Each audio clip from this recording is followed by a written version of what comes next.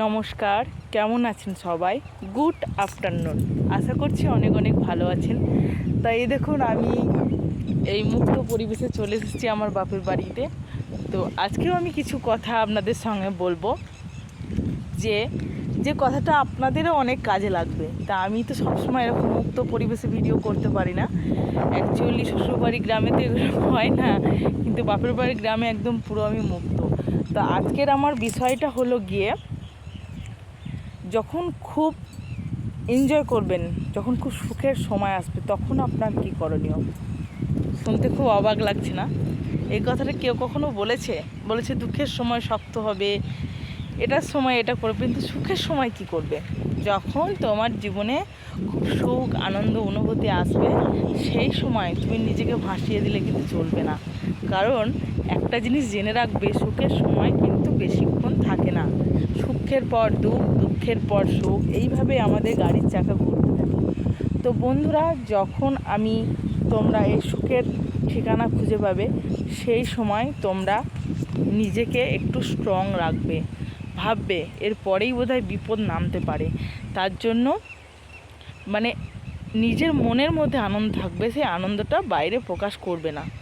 সবার ক্ষেত্রে দেখবে, যারা চুপ করে থাকে, কোনো কিছুতে উৎফুল্ল হয়ে যায় না, তাদের কিন্তু জীবনটা সুন্দর হয়। কারণ তারা সব কিছু শক্তভাবে ধরতে পারে, কিন্তু আমরা পারি না।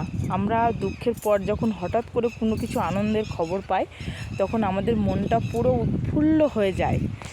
তো তখন কিন্তু মনটাকে তোমরা শক্ত করবে, কারণ শত্রুর কিন্তু শেষ নেই। শত্রু থাকবেই, তোমার আছে, আমার আছে, প্রত্যেকে, সবার জীবনে শত্রু আছে। ভগবান শ্রীকৃষ্ণ, তারও শত্রু ছিল। তো শত্রু যেন জেনে না যায় তুমি খুব আনন্দে আছো। তো তার জন্য তোমাকে কি করণীয়, এই মুক্ত বাতাসে তোমাদেরকে এই কথাটা বলবো বলে এতদিন এই টপিকটা আমি দিইনি, আজকে দিচ্ছি। এখানে দেখো, কেউ কোথাও নেই, শুধু আমি আছি। তো সেই সময় তো তুমি বুঝতে দেবে না, কারণ সে শত্রু যদি জেনে যায়, শত্রুপক্ষ যদি জেনে যায় যে তুমি খুব ভালো আছো, সুখে আছো, সে কিন্তু নতুন করে আবার কিছু করার চেষ্টা করবে, নতুন করে ভাবনা চিন্তা করবে। কারণ আমরা যতদিন বেঁচে থাকবো, ততদিন আমাদের জীবনে শত্রু থাকবে। তুমি যতই ভালো কাজ করো না কেন, যতই সবার সঙ্গে মিশো না কেন, শত্রু তোমার জীবন থেকে যাবে না। তার জন্য সবাইকে সব কথা বলবে না, আর নিজের আনন্দটা ভেতরে রাখবে। কেউ যদি জিজ্ঞাসা করে, বলবে হ্যাঁ ঠিক আছে, ভালোই তো, এই বলে হেসে একটু উড়িয়ে দিয়ে চলে যাবে।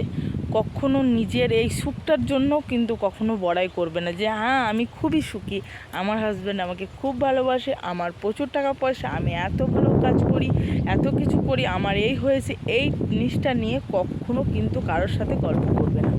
সবসময় এমন ভাবটা দেখাবে যে তোমার কিছুই হয়নি, এখনও তোমার কিছু পাওয়ার বাকি আছে।